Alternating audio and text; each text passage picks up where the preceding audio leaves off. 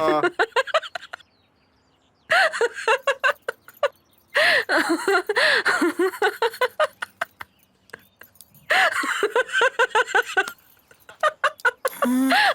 हंसी छूटा तो तारे क्या हमार जान निकल गई। और नहीं तो का आप दुनिया में ऐसा पहला पति हो खब जे अपने मेहरारू के अधिकारी बनावे के खातिर अपन जिगरी दोस्त के ही मेहरारू बना दे नहीं। हाँ, आज हंसी मस्ती के मूड में हो। अरे वो तो हमार दोस्त राजा राम रहा जो आज बचा लाला हमरा के। हाँ। नहीं तो वो कामनी बुआ है ना रॉ एजेंट, आज अपने मिशन में कामयाब हो गई रहा। हाँ तो बैठ तू पंचायत में।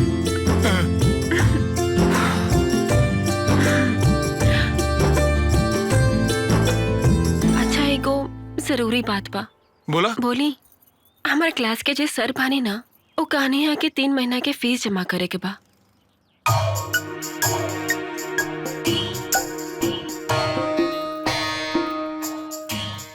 अगर सैलरी से देव तो पकड़ा जाए, हमरा के कोनो दूसर उपाय करे के पड़े। का सोचा तनी? अरे कुछ ना, 3 महीना की फीस भरा जाए तो टेंशन मत ला, पढ़ाई पे ध्यान दा।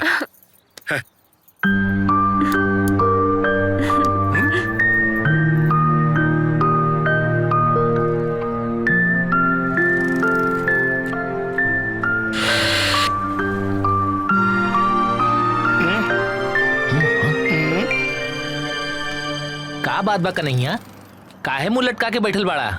फिर कोनो बात हो गई का? बतावा ना। अब का बताएं यार, वैसे तौलों से कुछ छपल ना बा, लेकिन कुछ समझ में नहीं खियावत कि का करी। समझ में नहीं खियावत? अरे बात बताई बा तब न समस्या के समाधान निकली। हाँ? और जाना तेरा भाई, और दुनिया में कोनो ऐसा समस्या नहीं है जेकर समाधान ना हो सके। तो और हर समस्या के समाधान ई राजा राम के पास बाटे। बतावा। सही में? हाँ।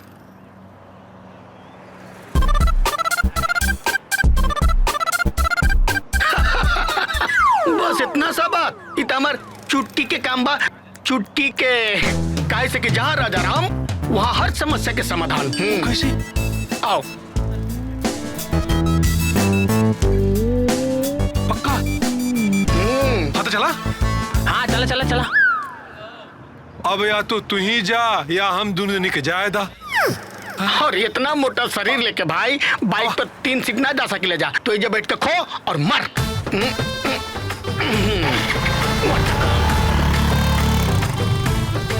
अरे यार इतना मोट नहीं कि हम तारा सीट में ना बैठ पाई। जा तू ही।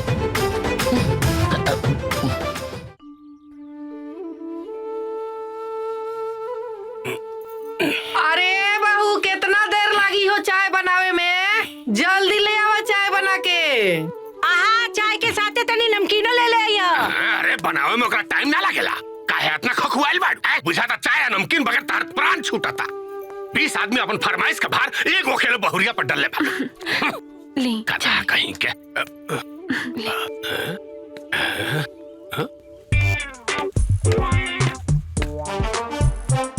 बबुआ का?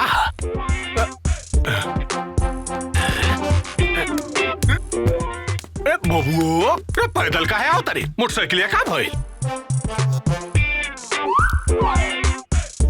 चोरी हो गई। मोटरसाइकिल चोरी हो गई? हाँ।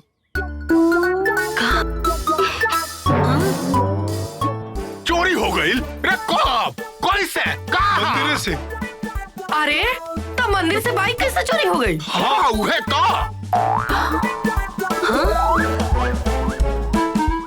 आज तो हम लोग के मंदिर के बाहर चप्पल चोराव सुन ले रही हो। मोटरसाइकिल चोराव तो हम पहली बार सुनता नहीं। हम बाबूजी। अरे बहू जी माँ जी, इतना बड़का बात हो गई, तारा बतावे के चाहत रहल ना हमनी के। माई, विद्या कैसे पता चली? दरअसल हम गाड़ी नो पार्किंग में खड़ा कर रहनी और फिर विद्या के रिक्शा में बिठा के भेज देनी। और जब हम वहां से वापस आई नहीं, देखनी गाड़ी वहां आई बनकर, तब हमारा के लगल कि गाड़ी आरटीओ वाले उठा के लेके गए होंगे, लेकिन ना, आरटीओ वाले कहने बाबूजी की गाड़ी वो लोग तो लेके आई बन कहीं ना। तब हमारा के बुझाइल कि गाड़ी तो हमारी चोरी हो गई। लेकिन बाबूजी हम थाने गल नहीं है, रिपोर्ट लिखवा दे नहीं माता रानी चाहिए तो गाड़ी जरूर मिल जाई। हाँ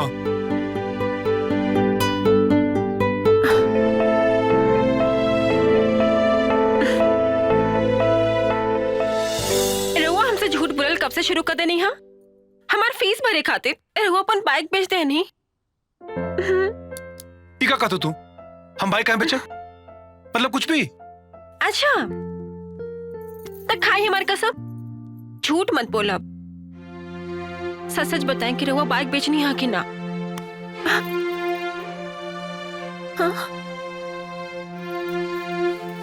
तो का करती तू ही बतावा। अगर तनख्वाह से फीस भरती तो घर वाले को पता चल जात। यही नाते बाइक बेच के फीस भर दानी।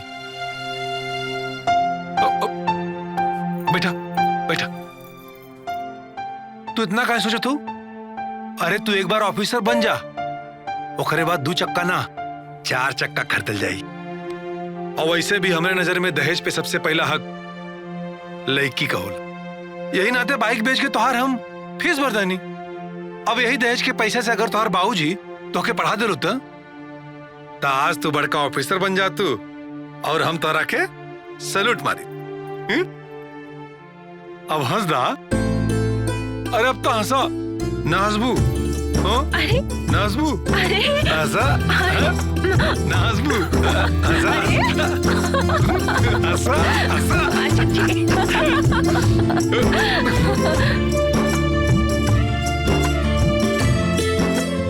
ए जी, लेकिन चैनल कैसे जाए?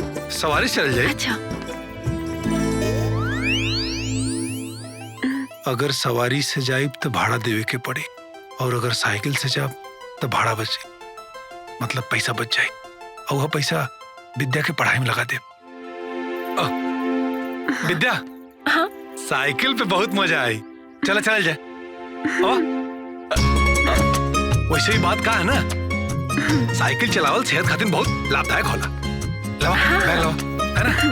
यही बहाने हमार तोहार रोमांस भी हो जाए। बेटा पीछे का बेटा तू। हाँ फिर आगे बेटा, रोमांस की फील करेगा। चलिए।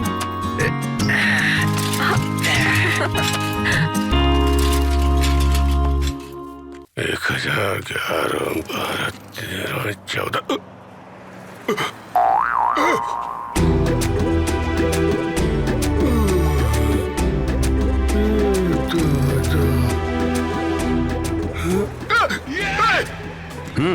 अरे यार हाल बनी रास्ते में। ठीक बा।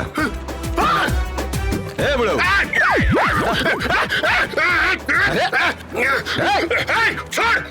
का कर बड़ा से छोड़ हमरा के लिए। छोड़ी तारा के कैसे छोड़ी हो? भाई चोर कहीं के। रे हमार मोटरसाइकिल चोरल मैंने छोड़ दी तोरा के। हम रे चोरी के कंप्लेंट हम पुलिस में भी लिखवाले बानी। मंदिर के पास उठाले बानी मोटरसाइकिल हमार। उधार। अरे ई बाइक हम चोरैले नहीं की, खरीदले बानी। ए चोर कहीं के खरीदले बड़ा। तोरा के हिले खाता हूं यहां से। छोड़ दिया काला रमन ने काट दई तोरा के बुढ़ऊ हम। मार खींच के। का मार हाथ। जगह से बाइक खरीदले बानी ओकरा कब फोन लगाओ तनी हम। हां लगाओ। ते अपने जॉन बाबूजी के बुलाओ को बुलाओ। तोरा के हिले ना दे यहां से हो। का भइल रे? मोटरसाइकिल चोर कहीं के। ए भाई, अरे यार कैसन बाइक हमरा खरीदवा देले बड़ा यार। कैसे कहा तारे की बाइक हमार बा। हां हमरे दबा। जौन मंदिर से चोरी भइल रहे। कहाँ बाड़े? हम मार्केट में बानी, एटीएम के पास। अच्छा रुक हम बतानी। अरे जहाँ राजा राम हुआ हर समस्या के समाधान। आ जल्दी। बोला। हम देखा तानी।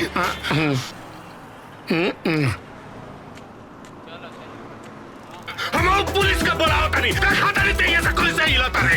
और दूसरा को चोर मारे तोर साथ थी, उनको के तोरे साथ अरेस्ट करवा। अरे से केना मन का केना बुलावा? बुला ऐसे केना करवा बोला? केना बुला के बुला ले? ससुर को बाइक करते माचो। कहाँ मिल रहे? तू तो हमरा के फंसा देला यार। कौन बूढ़ा तोरा परेशान करता रे? और कहता कि बाइक की चोरी क्या हो? रउआ यहाँ चाचा। रउआ कल भाड़ में। पहले हमरा के ये बताओ कि हई तोर दोस्त था। ये कन्हैया का मोटरसाइकिल चोरले बा। रे तोर चोर संग संगत कब से होके लागल रे? अरे चाचा अरे ऐसा कोनो बात नहीं के पर पहले ही बताएं कि राव तबीयत कैसन बा? हमार तबीयत के क्या भइल बा? अरे वो कन्हैया कहत रहे कि रउआ के कैंसर हो गइल बा और रउआ इलाज के खातिर बाइक बेच ले बाबू। कैंसर? हाँ। रे कैंसर हो गया हमारा दुश्मन के। रे हम एकदम तंदुरुस्त बानी। कैंसर तो पान गुटखा खाए वाला सन के होला। हम तो को पान गुटखा नहीं खाए। अरे चाचा, पान गुटखा खाए वाला के तो कैंसर होबे करेला, मगर जे ना खाला ना ओकरो हो जाला। हाँ, और एकरा डॉक्टर से छुपावल ना जाला, बुझाइल ना। और एकरता इलाज भी आराम से होता। तरवा घर पे जाई, अच्छा से आराम करी, बाकी हम सब संभाल लेंगे। हाँ, चल चल चल चल चल चल निकल चल चल।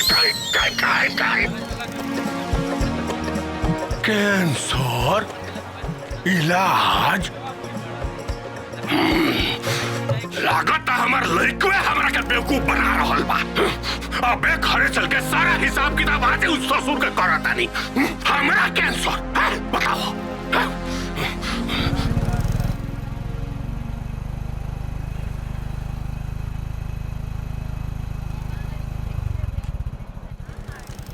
विद्या तोरा के बहुत मेहनत करे के बा। अगर तू समय से ना आईबू तो तुहार कोर्स कैसे पूरा होखी? ना सर, हम काल से टाइम पर हैं। खूब मेहनत दाल में से जरूर पढ़ाई कुछ काला बा। एक्चुअली सर, तो कोचिंग समय से घर आ से जाइए, बहुत हाँ? दूर बना, यही से टाइम लगेगा। अरे कितना दूर बा कोचिंग?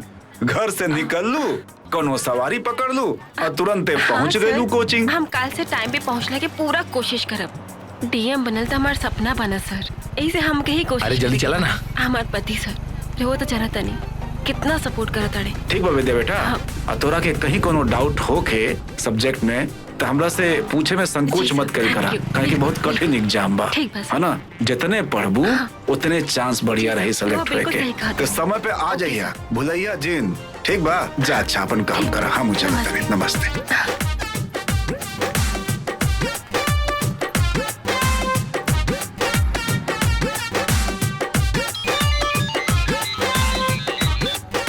हेलो। अच्छा ठीक बा, पहुंचा तनी। ओकरा बाद बताओ तनी का हो रहल बा। पहुंचा तनी हम।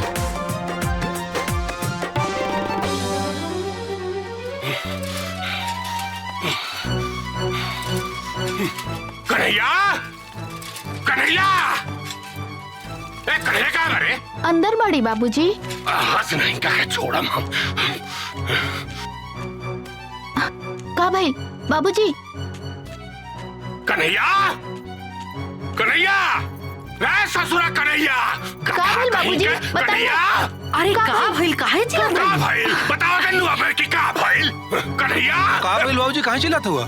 काहे चिल्लाता नहीं? हम चिल्लाता नहीं। अब बेटा हमरा के ये बताओ कि तोरा के बताओ के मन कब रहला? हैं? हमरा पता नहीं है। अब पूरा गांव जवार के पता बा कि दीनानाथ के कैंसर हो गई।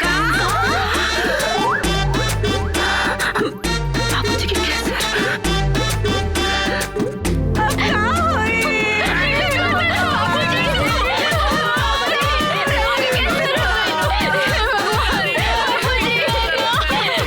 छोट मोट बीमारी देता है भगवान। भैया कैसे हो गए भैया?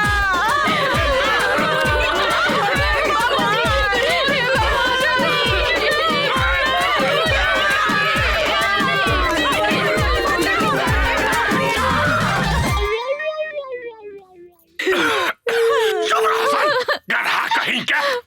रे अभी हम मरल नहीं थी कि अभी से रोन पिटन चालू कर डाला सन। इतना हमरा का मुआवे का मन बा तो अभी हमार सीता सजा दो सन ताकि कोई फूक फाक के आ जा सन। ही गधा चारों ओर अफवाह झूठ फैला के कि दीनानाथ के कैंसर हो गइल बा, अपन मोटरसाइकिल बेच आई। अरे बाप रे, इतना बड़का झूठ काहे बोले? इतना बड़का झूठ काहे बोले? अरे बोल। अरे हमारा हार्ट अटैक हो गया है मगर हम बच गए नहीं रे, बोल। अरे ई मरद मेहरारू पूरा झूठ के दुकान बड़ा सन। बाबूजी, विद्या के बाजारी में हमें को आदमी से बात कर देखनी है। भरोसा नहीं किया उतना, ये देखी।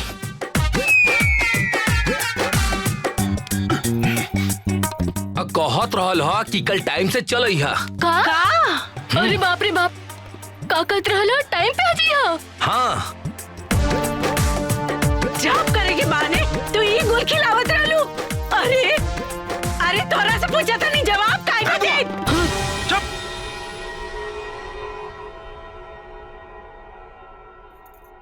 बोलला से पहले एक बार दिमाग से सोच लेवल कर कि का बोलत है।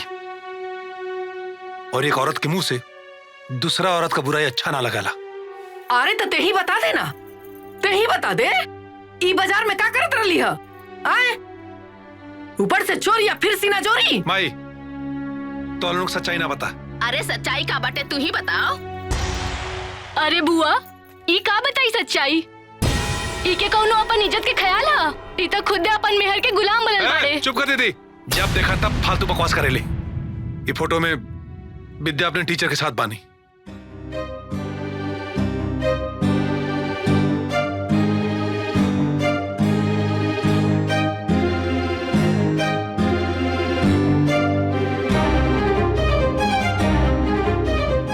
टीचर? कैसन टीचर? कहाँ के टीचर? बाबूजी विद्या यूपीएससी की तैयारी कर रहल बानी।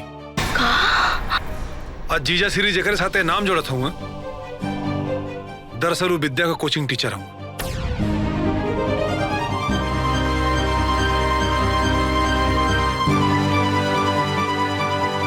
विद्या के बताओ खातिर आयल रहना कि अगला सेशन ज्वाइन करे खातिर टाइम से आ जाइए। बाबूजी बाइक चोरी ना भइल। हम विद्या का कोचिंग फीस जमा करे खातिर बाइक की बेच देनी।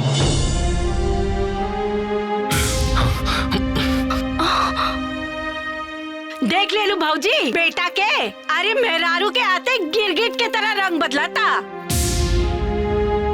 हमरा तो सब कहेला कि उम्र हो गई।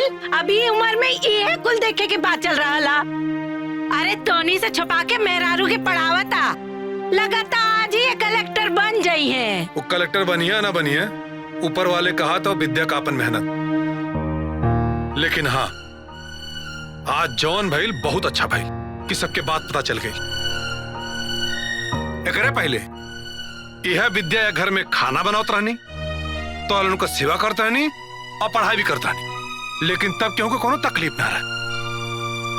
और हाँ, आज से विद्या पहले जैसे खाना बनाई है तो उनका सेवा करी है और पढ़ाई भी करी।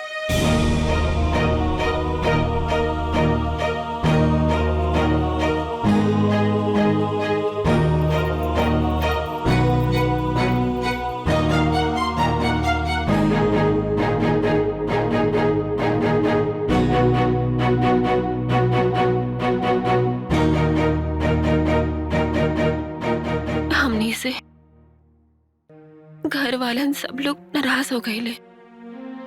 के नाराज बा के खुश बा, ये सब छोड़ा, अपने पढ़ाई पे ध्यान दा। जौन भी होला अच्छे खातिर होला। और वैसे भी जल्दी सूझ जा, काहे से कि कल तोहरा के कोचिंग जाए। ठीक है, सूझ जा।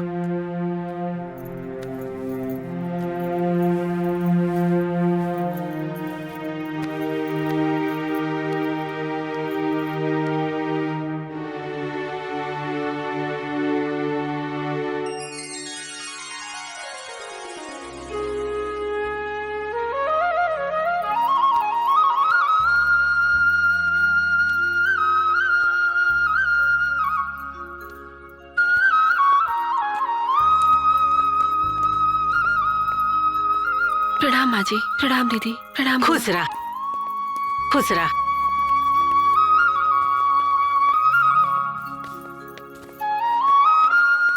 प्रणाम बाबूजी। खुश रह।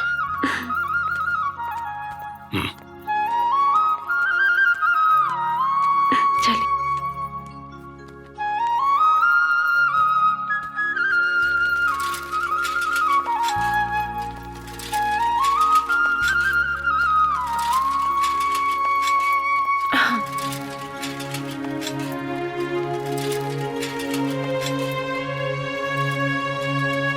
देखा ताड़ू माई, तहार पतोहता ऐसे ऐठ के जातिया, लागता कि अपने लाड साहब बन जाई और हमनी के नौकरानी बना दी। आजकल केकर बेटी पे तो मान मर्यादा रखा तारी सन। जेकरा जौन बुझाता करे दल। भाऊजी चुप रहला से ना होई। बाबूलाल के पतोई के मामला भी ठंडा नहीं खे भइल। वो अपन सास ससुर के नौकरानी बना के धइले बिया। अरे तनी जाके देखा उनकर हाल। एह उम्र में घर के कुल काम करत है। बाकी भौजी हमार काम रही रउआ के रास्ता देखावल। अब आप जानी आपके पतो जानस। का बुआ काहे चिल्लात बाड़ू? अरे चिल्लात नहीं की बबी, तारा माई के आवे वाला दिन के देखावत आनी। महारानी तो चल गईली, बाकी हमरा डर बा कि इनकरो ई उम्र में घर के पूरा काम ना करे के पड़ जाए। हम ऐसा दिन कबू ना आवे देव कामिनी। देखिए तू ए बहूजी ऐसन कोनो दिमाग लगावा कि पढ़ाई लिखाई छोड़ दे।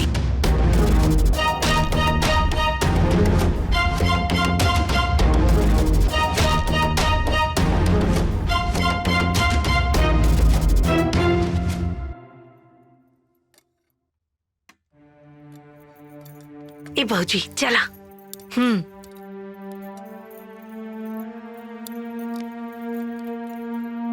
कावल माई? अरे ना कुछ ना बेटा, आज दुल्हन के छोड़े ना गईला, बड़ी देरी ले सुतल रहला। तो का भइल बुआ? अरे वो पढ़ल लिखल है, अकेले आ जा सके नहीं। अरे ये तो दिक्कत बा बेटा, अपना घर के इज्जत आबरू के ऐसे बाजार में छुट्टा ना छोड़े के चाहिए। सही कहा तारू भौजी, आज कल के औरत के चरित्र पर तो भरोसा बिल्कुल ना करे के चाहिए। काहे बुआ एगो औरत हो के औरत के बुराई करत आड़ू?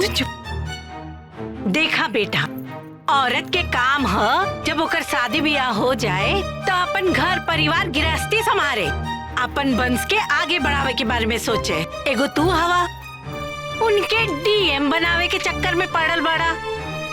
आ का भरोसा बा कि डीएम बनला के बाद वो तोहरे संगे रहिए?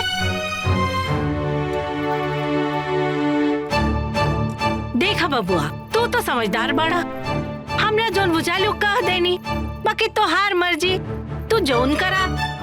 चाय ठंडा हो जाए। चला भौजी।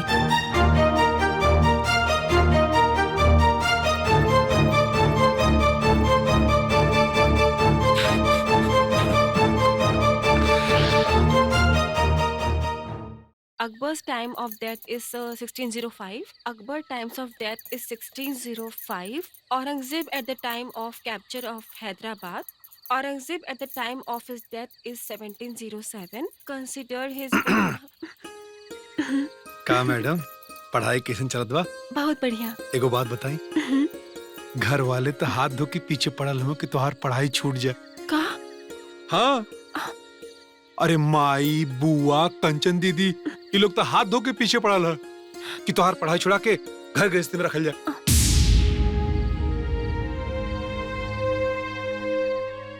ए जी, रोआ के हम पे भरोसा बा ना? ये कैसन बात करते हो? देखी, एको पति के भरोसा ही ना पत्नी की हिम्मत होखेला। रहुआ हमार हिम्मत बानी। प्लीज हमरे हिम्मत के मत हारे दे, ना तो हमरे बचपन के सपना ना अधूरा ही रह जाए। माई बाबूजी तो हमारे सपना के ना पूरा कर पहले, लेकिन रहुआ के हम पति के रूप में पाके हमरा लगा था कि हमारा सपना एक दिन जरूर पूरा होई। करब ना। हाँ? अरे तू ये सब का चिंता छोड़ा, पढ़ाई पे ध्यान दा। हमारा के पूरा भरोसा बा तोहरे, तू हमार सिर ना झुके दे। अब पढ़ाई करा।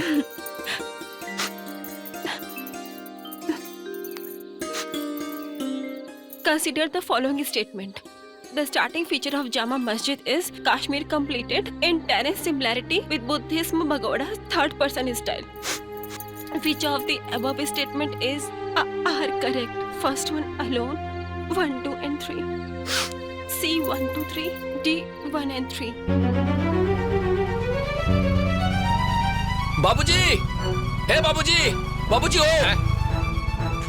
का भइल? अरे बाबूजी टीवी ऑन करी। अरे का भइल? काय खाने टीवी ऑन करी ना? जल्दी करी। अरे साइकिल गिर गल। चली चली। अरे संभाल के। अरे जल्दी करी ना।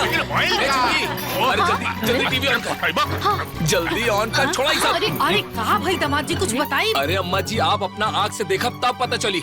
का जी कौनो नया पिक्चर आइल है का? पिक्चर ना, अभी ट्रेलर आइल बा। अरे कौने फिल्म का ट्रेलर आइल बा? कौने फिल्म के ट्रेलर आइल बा? वही के जौने के पूरा फिल्म बाकी बा वही। चला लोग, देखा लोग, चला आँखी से देखा, चला के जाने कौन चला तमाशा चला, आवा देखने आवा, वाला तू बा। आवा, चला आवा हो। आवा। चले। आज की जो सबसे बड़ी खबर आ रही है, एक हानिकारक बहू। इस हानिकारक बहू ने न जाने कितनी उम्मीदों को तोड़ा है, न जाने कितने पतियों के भरोसे को, परिवार के विश्वास को तोड़ा है। इस हानिकारक बहू की वजह से अब कोई भी पति अपनी पत्नी को पढ़ाने लिखाने का साहस नहीं करेगा। एक गरीब पति ने अपनी पत्नी को पढ़ाया लिखाया और पत्नी ने SDM बनते ही बदले अपने तेवर। मारपीट का आरोप लगाकर पति को खड़ा किया कटघरे में और मांगा तलाक। आगे की जानकारी के लिए हम चलते हैं हमारे संवाददाता संजय शर्मा के पास। देख ले ली भौजी का जमाना आ गइल बा। अरे तरा तो बहुत पहले से समझावता आ रहल बानी, अभी वो समय बा अपन बेटा के समझावा। ये एकदम मेहरी के गुलाम हो गइल बा। हम तो कहा तानी एक दिन कौन के मुंह दिखावे लायक ना रहो। अरे समझावले भर न समझावल जे बुची, कोनो ही बच्चा थोड़ी बा, बियाह हो गइल बा एकर। एकरा तो खुदे सोचे के चाहिए कि का सही बा का गलत बा। भगवान ना करस कहीं ऐसा नहीं हो गइल एकरा साथे, तब माथा पकड़ के बैठ के रोत रही।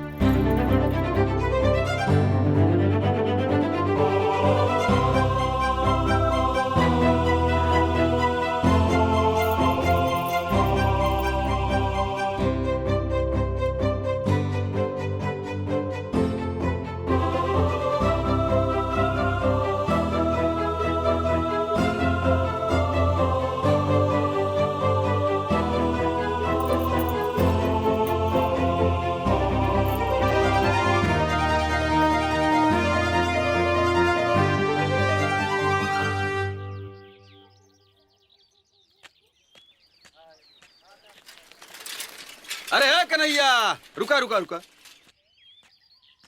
का भैया? वो हानिकारक बीवी वाला न्यूज देखला है? कैसे नहीं? अरे वो है जेकर पति ओकरा के पढ़ावत लिखावत रहे और नौकरी मिलला के बाद वो अपन पतिये के छोड़ के चल गई। और सबसे हाईलाइट बात ई बा वो सफाई कर्मचारी रहला, तू सफाई कर्मचारी बाड़ा। मतलब का बा? हमारी काहे के मतलब रहे कि वो पढ़ावत रहे तू पढ़ावत बाड़ा, लेकिन ओकर मेहरारू छोड़ के भाग गई। अच्छा एक बात बतावा, का लगा था कि भौजी तू के छोड़ के भागी हन? जा मर्दवा, जाहिल कहीं के।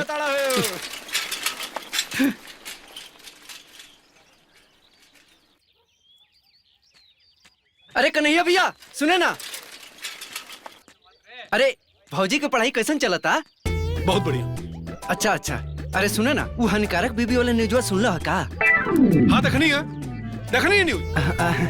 हमो कर्मचारी वो कर्मचारी, हमो पढ़ावत है वो पढ़ावत, और आगे कुछ? आगे कुछ? अरे कुछ ना। जा जा जा जा पढ़ाओ जा भौजी के। नहीं कुछ बताओ ना, ना, ना, पढ़ाओ जा भैया, पढ़ाओ जा भौजी के। भैया भैया करत जात है। पढ़ाओ भौजी के, सिखा दो। जा जा, गुस्सा होता रहे हमरा पे। जब पढ़ी खुदे समझ में आई, जब भागी मेहरारू तो। जानता नहीं चाचा जी, न्यूज में आइल रहे। अरे कन्हैया भैया सुना था। हाँ, हमें को फैसला कैले बनी। कैसन फैसला? हाँ, अनपढ़ लड़की से ब्याह कर लेब, लेकिन पढ़ा लिखा लड़की से ब्याह ना करब। वो कहे? अरे हाउ न्यूज़वा देखला हो ना? हाँ देखनी है। अरे देखनी न्यूज़वा। चिल्लात काहे बाड़ा? देखत का बाड़ा जा। नीमन बात कहता नहीं तो खिसियाता रहे।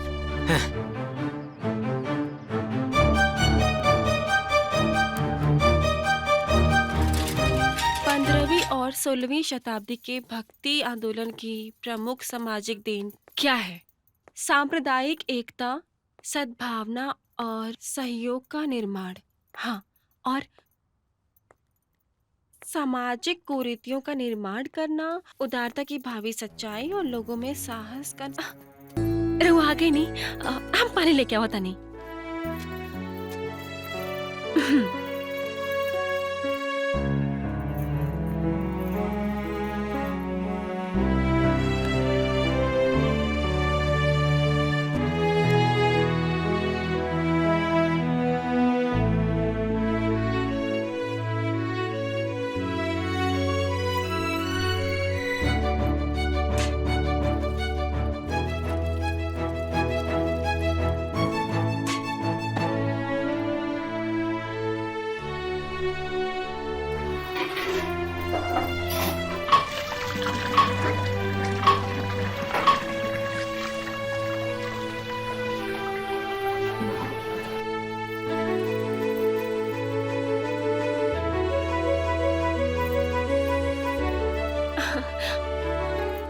एली पानी।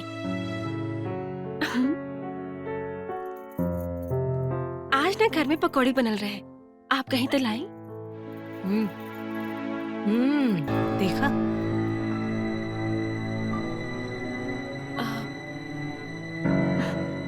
का बात बा, रहो कि कोनो टेंशन बा का? अरे नहीं भाई, कोनो टेंशन ना। आइला पकड़ा पकड़ा, अरे पकड़ा।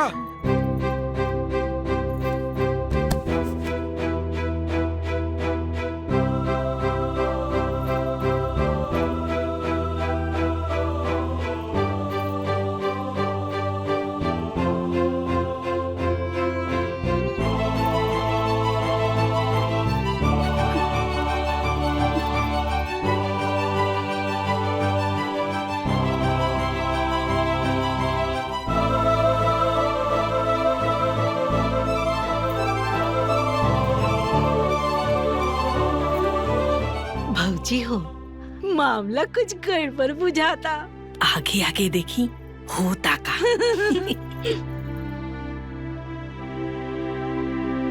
A matter is a repeatedly moving star, a piece of matter which has entered the Earth atmosphere,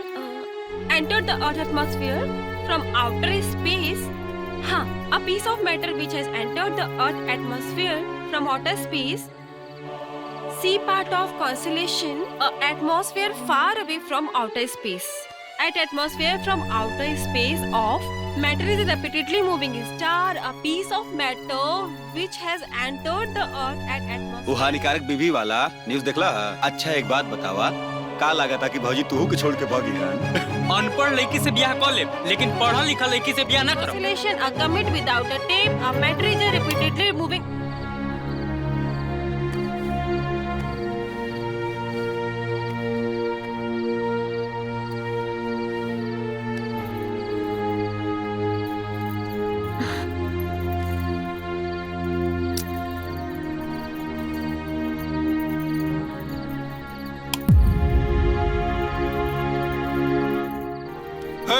हाँ, ये लाइट का चालू कर लो।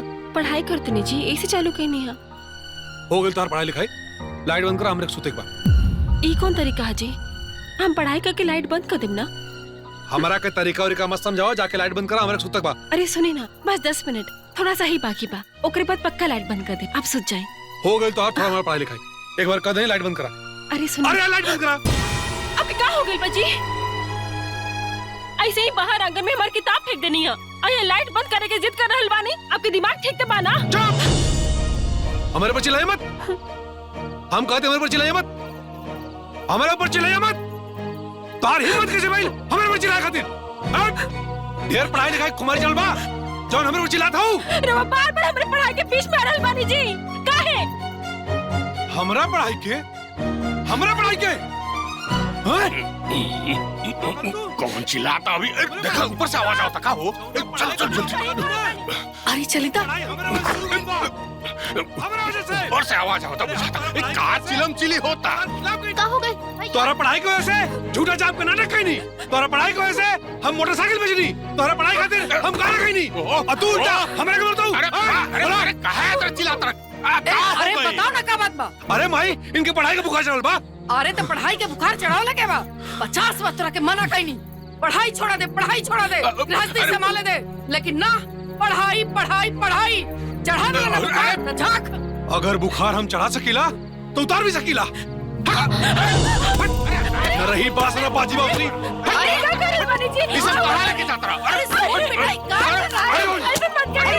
अरे सुनिए, अरे रोका लगा रोका लगा। अरे सुनिए ना, भैया सुनिए, किताब लेके कहाँ जा रहे हैं बानी? अरे रुक किताब। बहुत दुखता पड़ा। अरे सुन बेटा, भगवान भाई, ने साहब, रुक हट जाए। जाओ। अरे सुन बा बतिया हमने के। हमारी किताब, अरे सुनिए ना, अरे रुक ना रे। अरे क्या कर रहे बानी? बबुआ, कुछ तो बताइए हम पैसे। अरे सुनिए। रे का करता रे? सब पगला गइल बड़ा का? रुकी ना, अरे क्या करे जा रहल बानी आप? हमारी किताब, अरे सुनी ना, ये क्या करे जा रहल बानी आप? अरे रुकी, अरे क्या? अरे ऐसे मत करी। ये क्या कर तनी जी? ऐसे मत करी। किताब चलाओ पाप बोला। ये पाप की भागीदारी आप मत बनी जी। हमार बात मान जाए। ऐसे मत करी। रुक जाए। ऐसे मत करी जी। ये हमारा सपना। रुक जाए प्लीज रुक जाए।